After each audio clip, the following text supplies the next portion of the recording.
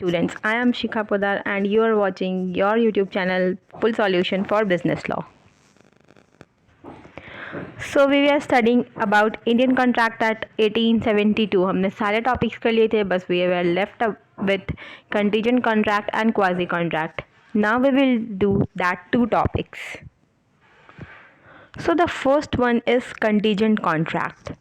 What do you mean by contingency? Contingency का मतलब ही होता है एमरजेंसी. किसी एमरजेंसी पर्पस के लिए किया गया contract is called contingent contract.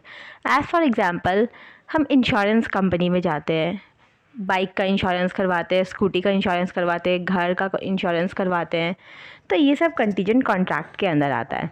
हमने लेट अस सपोज कि हमने इंश्योरेंस करवाया अपने हाउस का, तो इंश्योरेंस कंपनी ने बोला ठीक है, अगर आपका हाउस फायर कैच करता है या थेफ्ट होता है आपके हाउस में तो वो क्लेम देगी. That contract between you and insurance company is called contingent contract. अगर वो सिचुएशन आई तो ही वो कॉन्ट्रैक्ट को फुलफिल किया जाएगा, otherwise there will be straight forward things. So आप स्क्रीन में देख सकते होंगे section 31 defines contingent contract. According to section 31, a contingent contract is a contract to do or not to do something if some event collateral to such contract does not happen. ये जो underline किए हुए 2-3 words है, ये सारे आपके characteristics of contingent contract भी हैं. ओके, अगर हम लोग कंटीजेंट कॉन्ट्रैक्ट का बात करें तो कुछ होना या किसी चीज़ का नहीं होना इस कॉल्ड कंटीजेंट कॉन्ट्रैक्ट. अब रिसेंट एग्जांपल अगर हम लोग ले तो उत्तराखंड में जो ग्लेशियर बर्स्ट हुआ है, उसमें जो गवर्नमेंट मरे हुए लोगों को या इंजर्ड लोगों को जो पैसे देती है as a compensation, that is also called contingent contract. ये गवर्नमेंट का फ़र्ज बनता है और राइट है उन लोगों का जो पैसे ले रहे हैं. It is also contingent contract. अगर ऐसा कुछ इमरजेंसी नहीं होता तो government is not bound to pay any money to anyone. Okay, so some essentials of contingent contract characteristics. The first, contract to do or not to do something, ये होता है. Next is depends upon contingency. अगर event हुआ होगा कुछ emergency event तो ही ये contract आएगा फ्रेम में. Next is event must be collateral. इसमें एज फॉर एग्जांपल, इसको एक एग्जांपल से समझते हैं. अगर मिस्टर एक्स ने मिस्टर वाई को लोन दिया है पैसे के लिए और मिस्टर जेड ने उसकी गारंटी ली है कि अगर वाई फेल किया तो जेड पैसा चुकाएगा, तो ये भी एक कॉन्टीजेंट कॉन्ट्रैक्ट है ना.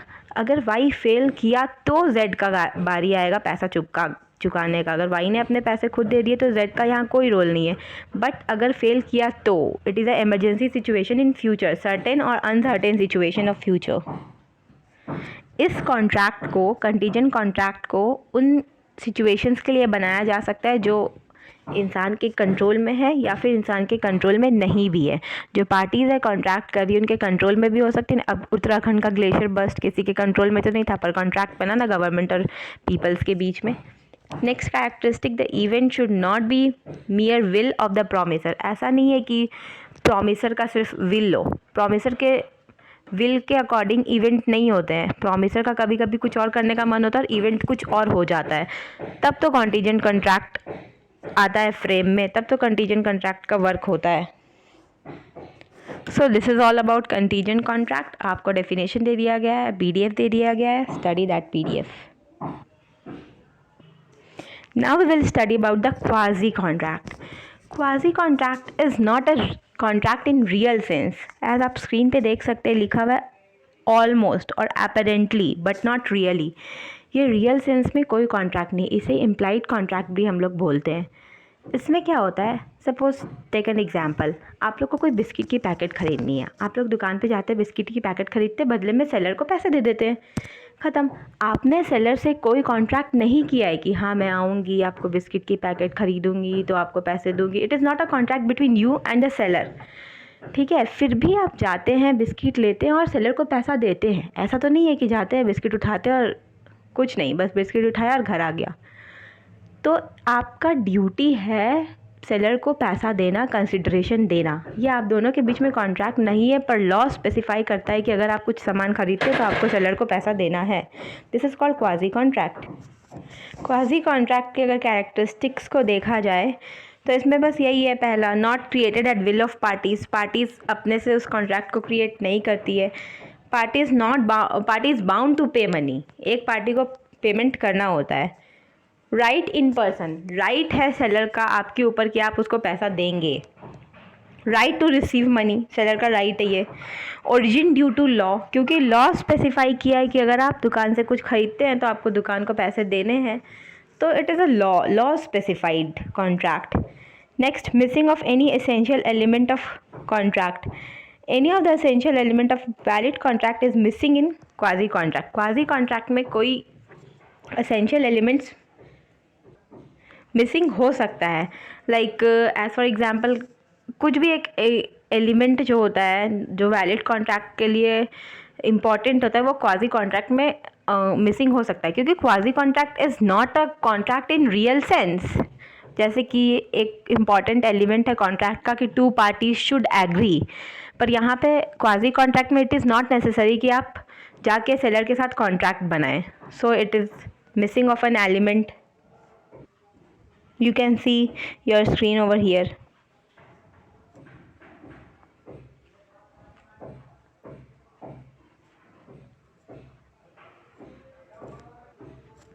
Next, there are few types of quasi contract. So the first type is supply of necessaries.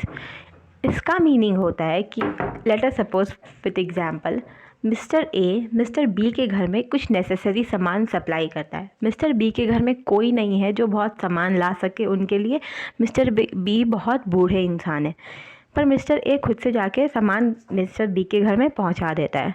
तो मिस्टर ए को पेमेंट मिलना चाहिए मिस्टर बी के प्रॉपर्टीज से, ओके या फिर किसी भी तरह से। It is supply of necessaries. Mister B ने आके ना सामान ख़रीदा है, मिस्टर ए ने खुद से पहुंचाया है सामान, तो मिस्टर ए को मिलना चाहिए। एक और एग्जांपल हम लोग देख सकते हैं, अगर कोई बहुत छोटा बच्चा किसी दुकान से कुछ खरीद कर ले आता है और वो पैसे नहीं पेमेंट करता है, तो वो दुकान वाला उसके घर पे आके उसके मम्मी पापा से पैसे मांग सकता है, okay. This is supply of necessities. Next is payment by interested person. ये तो बहुत कॉमन सा चीज़ है। एज़ फॉर एग्जांपल, आप लोग 2-3 लोग पार्टी करने के लिए जाते हैं कहीं पे, अब किसी एक के पास मान लीजिए पैसे नहीं है, तो जो बाकी बचे हुए आप लोग वो लोग पैसे पेमेंट कर देते हैं। फिर नेक्स्ट पार्टी का टाइम जब आएगा तो जिसने पेमेंट नहीं किया होगा वो मैनेज कर देती है। So this is called payment bye interested party. आप लोग सारे लोग इंटरेस्टेड थे टू दैट पार्टी और आप लोगों ने पेमेंट किया ऑन बिहाफ ऑफ समवन। आपके ही फ्रेंड सर्कल में किसी ने पेमेंट नहीं किया था, तो उसके बिहाफ में आप लोगों ने मिलजुल कर पेमेंट कर दिया, तो that is called payment by a interested person. Next type of quasi contract is obligation to pay for non gratuitous acts. इसको एग्जाम्पल से समझते हैं। Let us suppose mister A ने आपके घर पे कोई सामान छोड़ दिया है, आपने बहुत दिन से मिस्टर ए उस सामान को लेने नहीं आया, अब आपने उस सामान को यूज़ कर लिया, ठीक है। आपका ये फ़र्ज़ बनता है कि आप मिस्टर ए को उस सामान का पेमेंट कर दें, ओके, क्योंकि ग्रेटिट्यूटियस एक्ट नहीं था, मिस्टर ए ने आपके लिए सामान नहीं छोड़ा था, बाय मिस्टेक मिस्टर ए का सामान आपके यहाँ छूट गया था। It is not a gratuitous act, और इसके लिए आपका ऑब्लिगेशन बनता है कि you have to pay to mister A.